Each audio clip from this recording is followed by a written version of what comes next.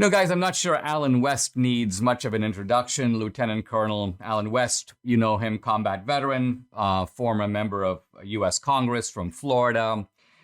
He's been the chairman of the Republican Party in Texas. He's running for governor. Alan, delighted to have you on the podcast. Thanks for joining me. I really appreciate it. You're now a Texan, and I want to talk to you about Texas a little bit, because we have all these people pouring into Texas, many of them coming from blue states. Now, presumably they're fleeing something over there and coming to Texas because they're looking for a better life over here. But as you know, some of them bring their liberal and democratic convictions with them. Is Texas in danger of losing its identity by importing, I'm not even talking about the southern border now, but just by importing liberals from the rest of America?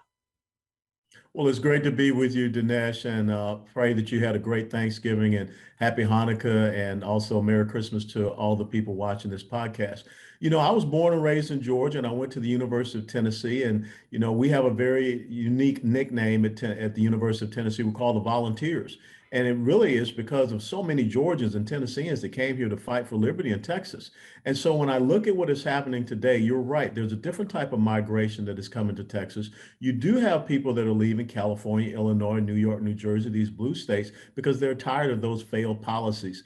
But also the thing that we have seen happen in many red states, we have had a lot of governors go out and recruit businesses and corporations to come from those states and move here into our red states because of the policies and principles that we have. But what those businesses and corporations are not doing is talking to their employment base that they are moving into states like Texas. And I think that's where we really have the problem. And we can see it happening in Austin, Texas. We see it up here in North Texas. So I think the most important thing is that if you're going to go out recruiting these corporations and businesses, especially Oracle, Google, coming from Silicon Valley, have a discussion with that CEO to say, don't bring people from California, Illinois, New York, New Jersey, wherever to Texas that are going to be like locusts. And I think we know what locusts do. They chew up fertile ground. They look for a new fertile ground. They chew it up as well. We don't want to see that happen in Texas.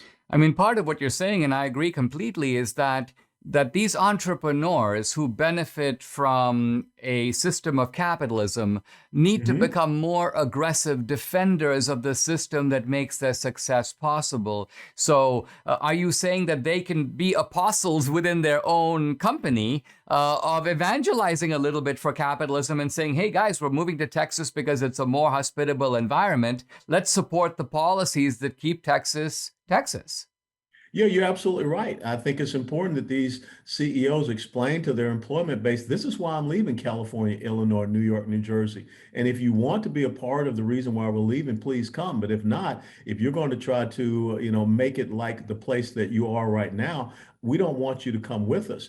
And I will give hats off to Elon Musk, because just recently in this month, when we had this election going on in Austin, Texas, over Proposition A. And Proposition A was to refund the police in Austin because they've seen a 66% increase in violent crime, 71% increase in homicides.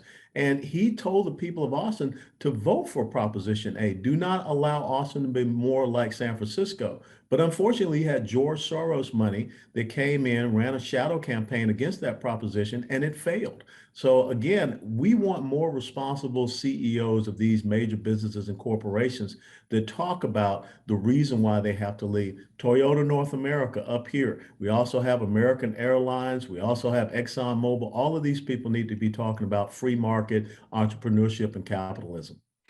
Now, one of the most heartening developments, I think, has been the movement of Hispanics in Texas toward the Republican Party. Now, do you see that as something that can be sustained? In other words, it's one thing for people to say, well, I'm unhappy about what's happening with the border now, and I think that Biden is kind of an incompetent fool now, and so this time I'm going to sort of vote the other way. It's a whole different thing for Hispanics to move out of that culture of allegiance to the Democratic Party and begin to think of themselves as identifying more with conservative values and with the Republican Party. You're absolutely right. And when I was the chairman of the Republican Party of Texas, one of the things that I told people is I never want to hear you say the word outreach. We have to talk about engagement. which means we have to be there 24/7, 365. We just don't show up in, respective Black History Month, Hispanic Heritage Month, and then 2 months before an election. We've got to make that connection based upon what you just said, conservative principles and values. And when we did that, we went down into the Rio Grande Valley, and look what happened in November 2020, and look what continues to happen with that type of engagement, because their principles and values in the Hispanic community and also in the Black community are conservative in nature, but they don't hear that enough, and we don't engage with them enough. So I think it's so important that we do that. And there are so many people in the Republican Party that say that you shouldn't talk about social issues. You shouldn't talk about murdering unborn babies. You shouldn't talk about marriage. Well, guess what?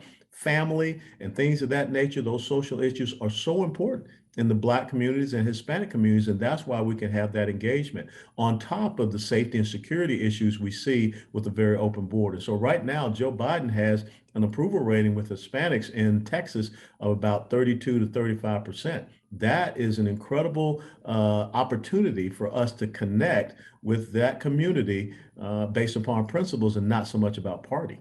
I mean, I've long said that Asian Americans who should be 90% Republican because in terms of their lifestyle, conservative family values, frugality, savings rates, rates of entrepreneurial formation, these are people who almost are to the right of Pat Robertson. But it seems the particular ineptitude of the Republican Party not even to get this kind of low-hanging fruit, ripe pickings, if you will. What does the Republican Party need to do to convey this message to minorities more effectively? They just need to show up, Dinesh. I mean, that's the problem that they never have been able to understand. And the thing is that they write off so many of these communities saying, it's not worth our time, it's not worth our effort. I can tell you that in November, last year's election cycle, great connection with the Vietnamese community down there in Houston, Texas. Why? They've seen socialism, they've seen communism, they've seen Marxism. They lost their original country because of that. They don't want to lose their new adopted country. And so you have people that are wholeheartedly on our side when you talk about principles and values. And same thing with the Indian American community down there in Harris County in Houston. You talked about the rate of entrepreneurship and business growth and development and education, things of that nature. I had a young man came up to me, an Asian American young man, and he asked me, he said, "Do you support affirmative action?" I said, "No, I see affirmative action today as being very racist, because it says to me that I can't achieve a standard." And he said, "It also says to me as an Asian American, I get punished for being successful." And so I said, "You're right." And so we have to connect with people on these type of issues. But again, it is about the constant engagement, not just showing up for election cycles, but also recruiting people to be at those local levels, city councils, school boards, county commissions, state house districts, water management districts. Get people in these communities involved in their local level of politics. Let's take a pause. When we come back, I'm going to ask Alan West about two big issues swirling around in Texas. The first one is abortion, and the second one is the border.